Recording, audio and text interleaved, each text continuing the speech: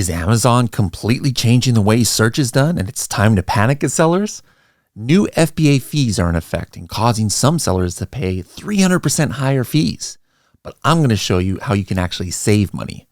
Target is coming out with a new Amazon Prime-like service. These stories and much more on this week's Weekly Buzz. How cool is that? Pretty cool, I think.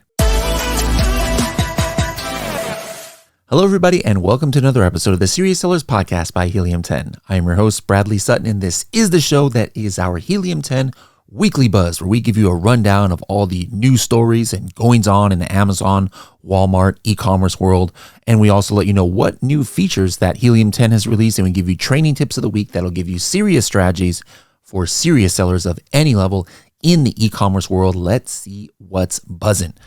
Last 2 weeks, if you guys are a weekly listener, you know that it was slim pickings for news stories. There's almost nothing going on, right? Wow. This week is like more than the last 3 weeks put together. That's how I think I have maybe 11, 12 different news articles. I'm going to show you what's going on with the Amazon fees, so make sure to stay to the end for that. And just a lot of cool stuff. So let's just go ahead and hop right into the news. The first article is actually not an article, but I was at the Prosper show and multiple people came up to me and were like, oh my goodness, Amazon Cosmo, this scientific document, do we have to completely change the way we make listings? And is my keyword research irrelevant? And is everything changing? The sky is falling, this and that. And I wanted to address that because TLDR, the answer is no, there's nothing to worry about. Nothing has changed. That's different. Things are always changing at Amazon, but where all this kind of like hysteria is coming from is from this Amazon science document. All right, now this science document, you can actually see it just for free on Amazon. It's entitled Cosmo, a large-scale e-commerce common sense knowledge generation and serving system at Amazon. Now, for those who don't know, just Amazon releases tons and tons of scientific documents. You guys, if you want to get a deep dive into it, we at Helium 10 have analyzed all of the science documents that Amazon has come out with, and we talked about it in a podcast episode 499 with somebody from our AI lab, Kevin. And so make sure to go to h10.me/499, and you could learn all about all the Amazon science documents that come out. But in a nutshell, Amazon does all kinds of tests and experiments and postulations and this and that, and they publish it. They publish their findings. 95% of what you see there doesn't make it to the light of day. In other words, just because you see a test, it doesn't mean it's been implemented. I mean, they've been making these scientific documents for years. Some of what you see in those scientific documents, we've actually seen now in the wild. Some of the ones that came out a few years ago, you can actually see the effects of it. Now, for this particular article, in this study, it was made by some interns along with some other people back in 2022 is when it started. All right. So this is even before generative AI was really starting to get super popular. Right. So this is interesting because, in this scientific article, it talked about different ways that they could perhaps modify the search. Like, for example, more behavior based. Let's say that I am searching for, a lot of kitchen utensils, right? Or maybe even buying kitchen utensils in a week. And then at the end of the week, I type in knife. Well, right now, when you type in knife, the search results is like who interacted best with the keyword knife. There could be kitchen knives there, it could be hunting knives, could be decorative knives, like a mixture of different knives, right? But in this Cosmo world, what Amazon would show would be only kitchen knives. Because if I am a consumer who is searching only for utensils or buying utensils that week, like it postulates that, okay, I must be looking for a kitchen knife. Where let's say I was buying earlier in the week a whole bunch of hunting supplies and backpacks and tents. I type in that same keyword knife, and then what might come out would be hunting knives or something that you would need for camping, right? So that was kind of like, that's an oversimplification, but that's in a nutshell what some of this science document was talking about. It talks about a lot of things about how Amazon could potentially, re-rank things based on, as far as search results, based on buyer behavior. Now, again, none of this is 100%, active. Some things Amazon already implemented on its own. We talked about some of those examples in this episode for 399 or 499, I should say. But the bottom line is there's nothing to worry about right now. All right. Probably a lot of this is not going to go through. Now, there are some indications that this is actually a more serious scientific document than some of the others that Amazon puts out. For example, they ran a test. It says on 10% of Amazon's catalog, which is a humongous percentage. It might not seem like a humongous percentage, but compared to the Amazon test that they normally do, 10% is a humongous number. So it shows they're pretty serious about this test. And another thing that I was doing some research, some of those interns that started it, they were interns in 2022. You look at their LinkedIn, they're full-time employees now. So Amazon must have liked what they saw. But forget about all that. Let's play devil's advocate and say, 100% of this is going to go active, which it's not. I guarantee not 100%. No 100% of any scientific document has ever gone. Nobody can predict what's going to go forward and what's not. But let's just play devil's advocate, right? There's still no reason to panic, guys. All right. There's nothing going to change. First of all, nothing has changed right now. All right. Things gradually change. Sometimes Amazon might make a big change overnight, and we'll know what it is when it happens. There's no sense speculating. And at the same time, guys, the same fundamentals are still going to be in place, right? For example, like let's say it is based on this new algorithm. Well, how would Amazon even know that you are a kitchen knife? It means that you must have been indexed and ranking for regular kitchen knife keywords and have your listing optimized for a bunch of keywords that people searching for kitchen knives are buying. And then that's how they know how to prioritize you. All right. So like it literally doesn't change at all what an Amazon seller needs to do to stay relevant to the Amazon algorithm. All right. So there's definitely changes maybe on the buyer side that's going to happen. But again, people are coming up to me at the Prosper Show and like worried about this. And I told them, don't worry about it. There's nothing to worry about right now. All right. Don't waste your time speculating on what could come in through and what couldn't. There's so many things that you need to be focused on as an Amazon seller. You don't have time to be worried about things that you have no control over. You don't know what's going to happen. So anyways, I just wanted to make sure that people aren't getting distracted by some of these documents that come out of Amazon. They're really great to read. Really good stuff. I mean, and it gives you some insights into how Amazon thinks and what's important to them. I mean, we wouldn't have paid thousands of dollars ourselves to read these articles if they weren't important. But again, focus on the fundamentals, guys. That is not going to change. Next article today, this is actually from TheVerge.com. It's entitled, Target will launch unlimited rush shipping subscription to rival Amazon Prime. All right, so they're launching, it's called Target Circle 360, $99 annual subscription. Now, this article goes to talk about how it's not really anything new per se. It's like similar to something that they had called Target 360 and Shipped with a SHIPT. But the reason I bring this out is I had speculated before that if Target does do a Walmart Plus kind of Amazon Prime rival, it could indicate the opening more of its third-party marketplace to kind of like widen the selection to give value. So that's what I want, or that's what I think that we should be paying attention to. Is right now that doesn't affect sellers at all, that Target has this, but are they going to open up their marketplace more to third-party sellers? That's going to be interesting to see. Next article is from payments.com, and it's entitled Walmart and Amazon Race to Provide Best Virtual Try-On Experiences. All right, so it talks about how in the Amazon and Walmart app, they're using these new augmented reality things where you can like virtually try on shoes and virtually look at how things might look in your living room. Both Walmart and Amazon are doing this virtual try-on boom, it calls it. So a lot of these things are beta tests. So if you happen to get in one of those beta tests, absolutely take advantage of it. Like Helium 10 or Project X was in a beta test years ago for those 3D images, and it was pretty cool. We had some of the best conversion rates, and I think that might have been one of the reasons for it. So if you have a chance to get in one of these beta things, do it. Check out some service providers out there that might have backdoors into some of these augmented reality things. It could probably help your conversion rate. So it looks like there's a big race between Walmart and Amazon on this. The next article is from Washington Post, and it's entitled, We Tested Amazon's New Shopping Chatbot. It's Not Good. All right. So we talked a while back about Amazon Rufus, it's called, where it's like a chat bot for the buyers where you can kind of like just chat with the search bar and say, hey, I'm going to a party this weekend. What should I aware if it's this kind of theme party or something like that, as opposed to like a general search. But bottom line, according to this news reporter, it has a long way to go. So, we were talking about things that are changing maybe with Amazon Cosmo. This is Amazon Rufus, something different, but even this is kind of like has a long way to go. It seems to actually be usable. But hey, they're on the right path, and anything that makes the buying experience easier and more likely to close a sale, I'm sure sellers would be happy to do.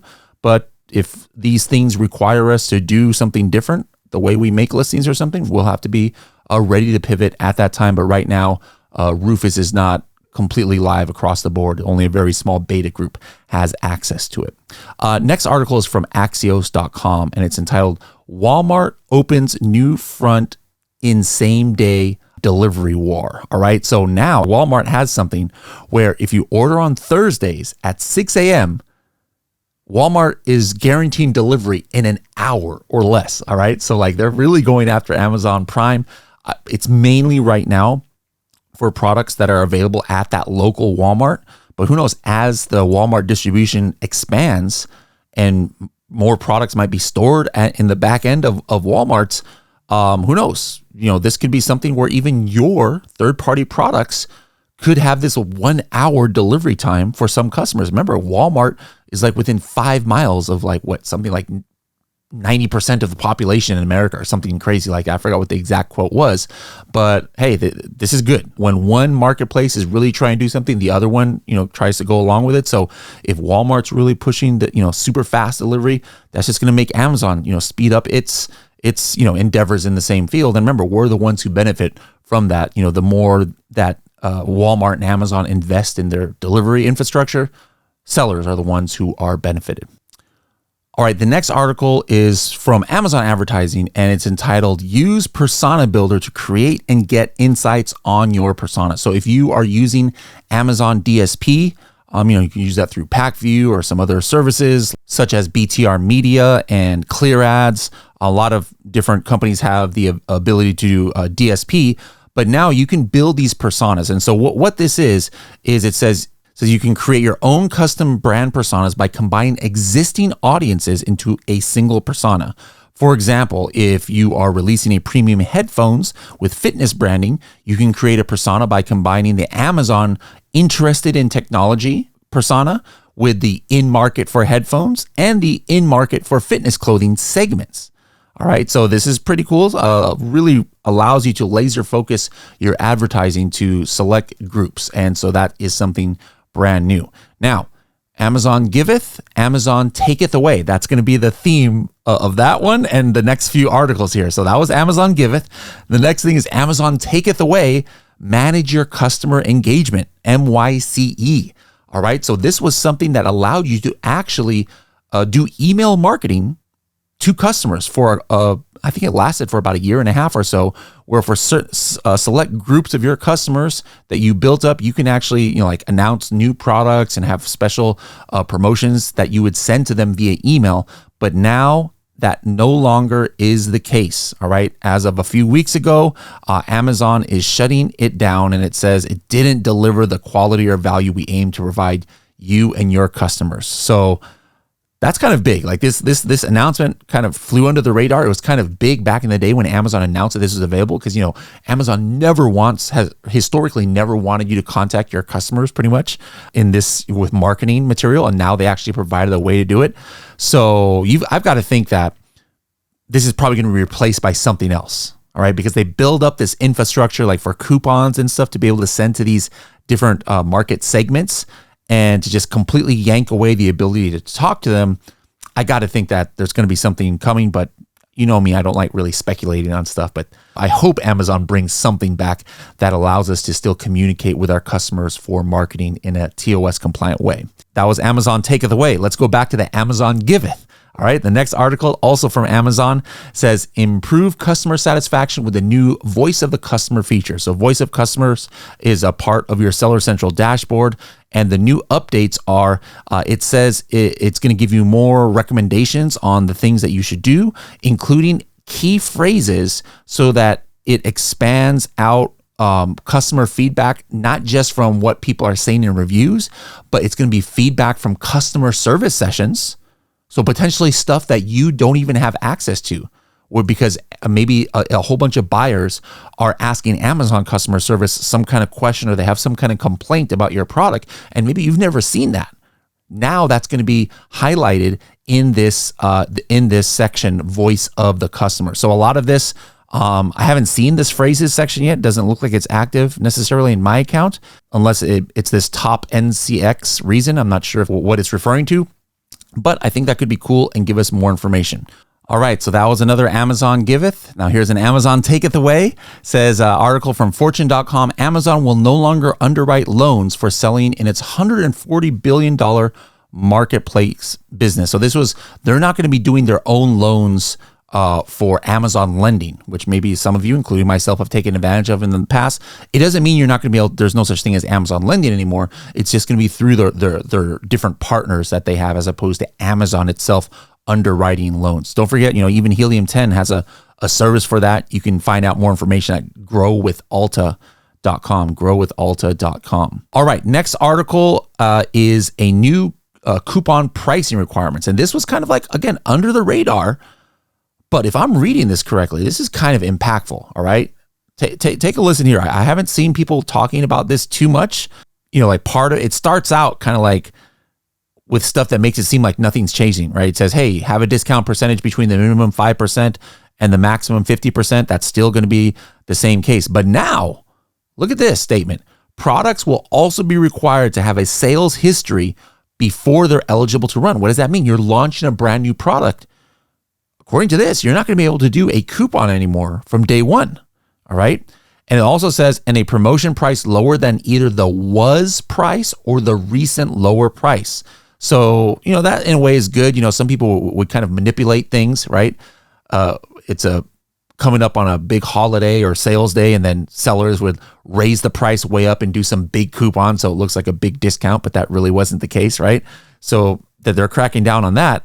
But this is kind of crazy. Yeah, to be eligible, you have to have a sales history for coupons. So that, unless I just completely missed something, that is brand new, right? Like, I know a lot of sellers, I don't use coupons myself when I launch. I use sale price. But for anybody who's using coupons in launch, it looks like you're not going to be able to do that anymore unless you've got a few sales under your belt. How much sales that is, it doesn't really say. All right, now in our funny article of the week, next article kind of triggers people. So I wanted to have like a lighthearted one here that you guys will get a kick out of. At least I got a kick out of it, all right?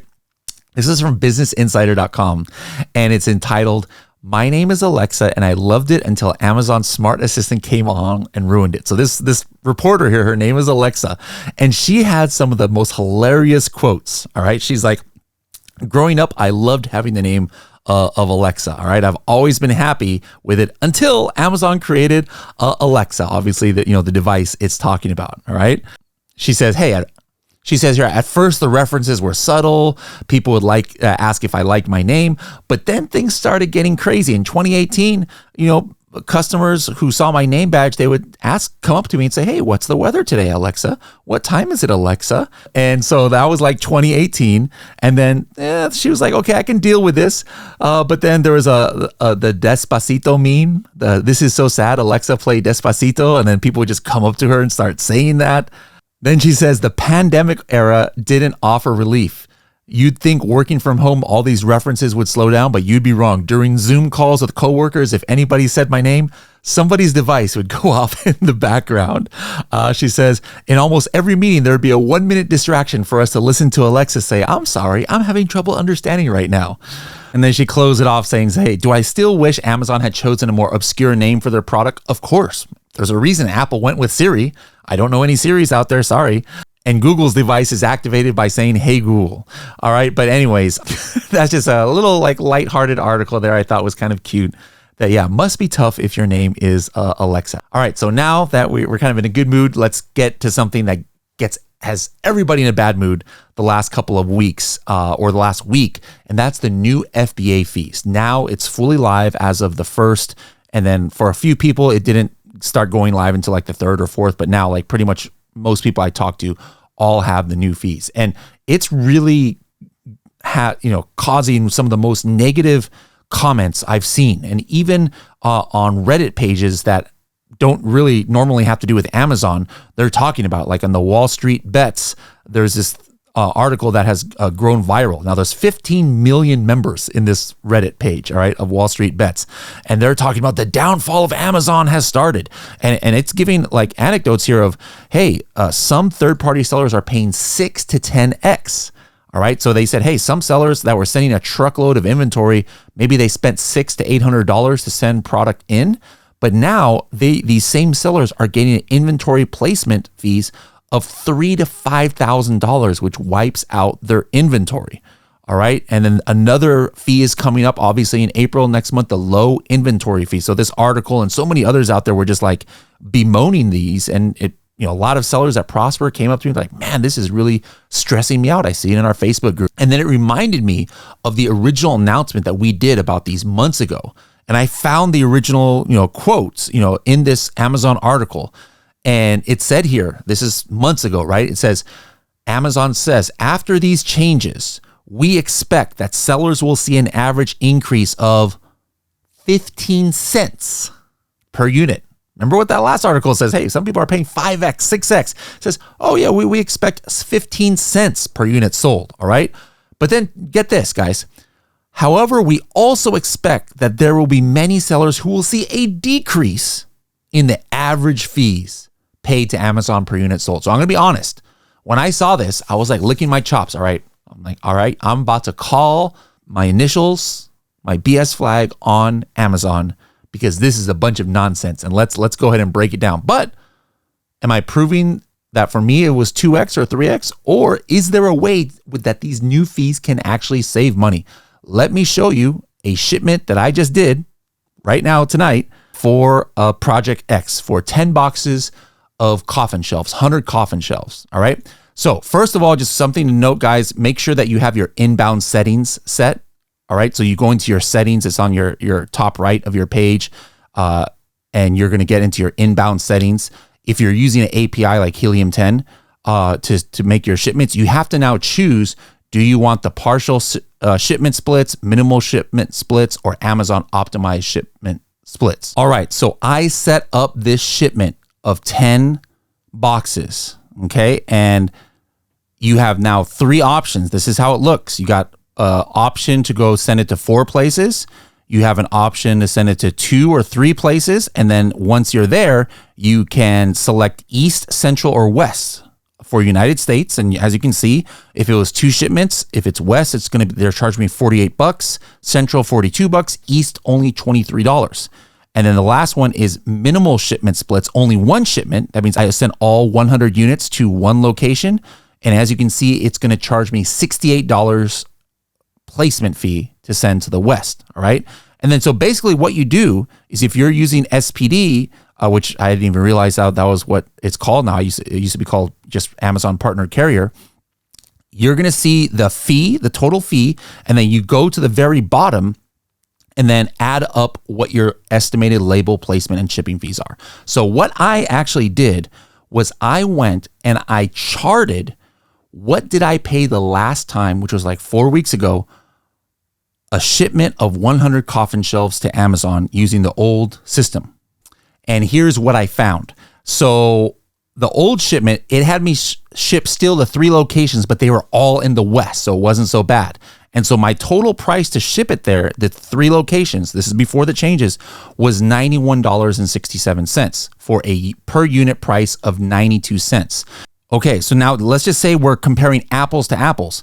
If I were to ship now that new thing that we just saw to just 1 location and to the West, because it's closest to me and easiest for me and probably the fastest, the shipment costs now $158, okay, because of that fee. So now the total per unit is $1.58. So first of all, you're like, whoa, shoot, yeah, that's crazy.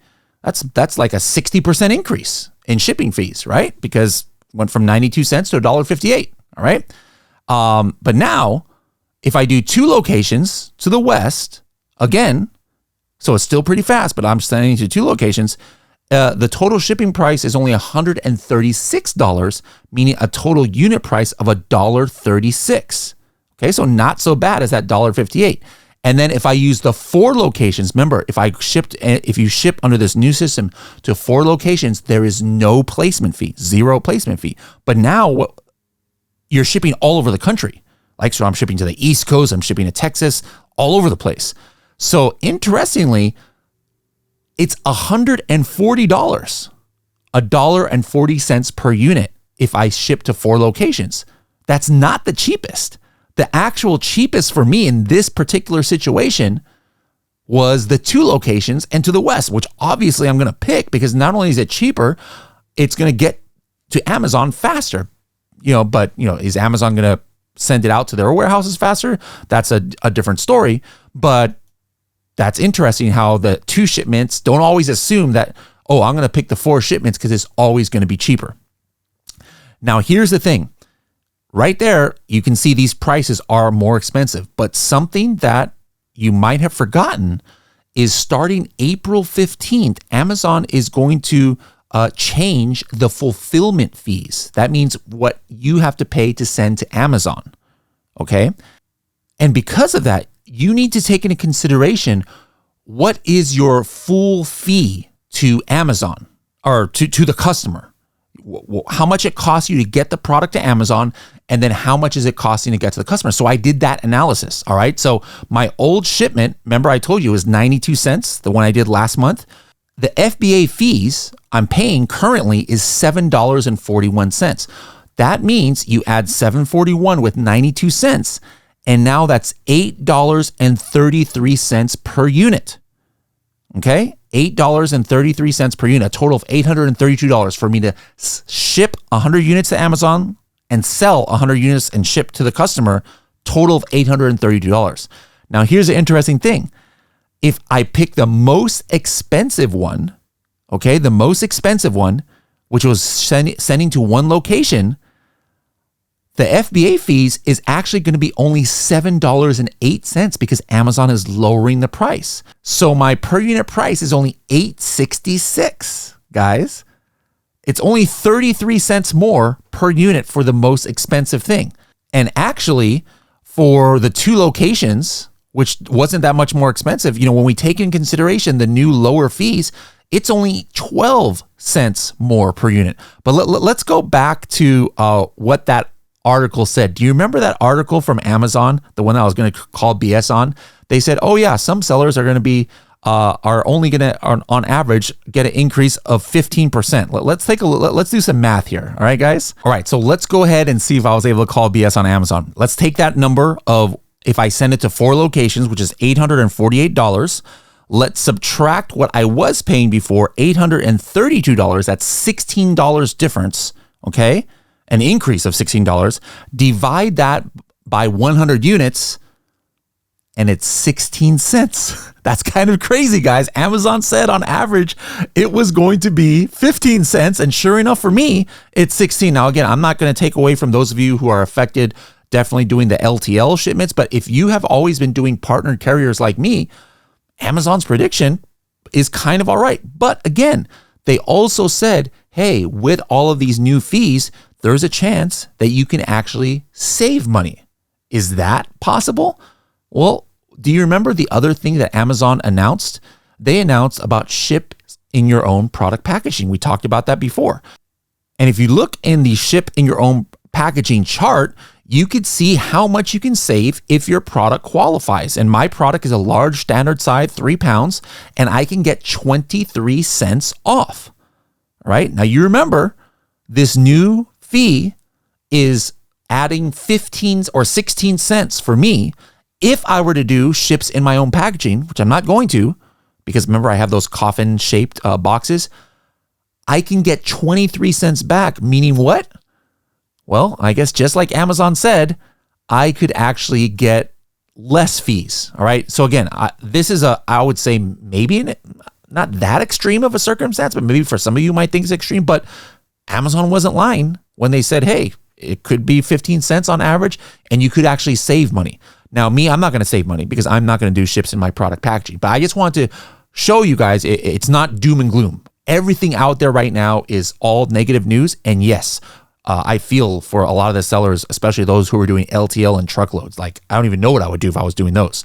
But if you're a smaller seller and you're somebody who's always used third-party carriers, you might not overall get as big of a fee increase as you think, as long as you go through those steps that I was doing to like make sure that you're choosing the cheapest option, and also, consider ships in your product packaging. So how has it been for you? What do you see when you do the new FBA inbound fees? Let me know in the comments below.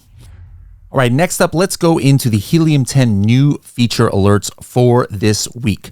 The first one, these aren't new tools, but it's new tools for a lot of you. Those of you who are on the Platinum plan, we have 3 new features that we've moved now from Diamond down to Platinum. Okay, so what these are, you can see them mainly in Cerebro and Magnet.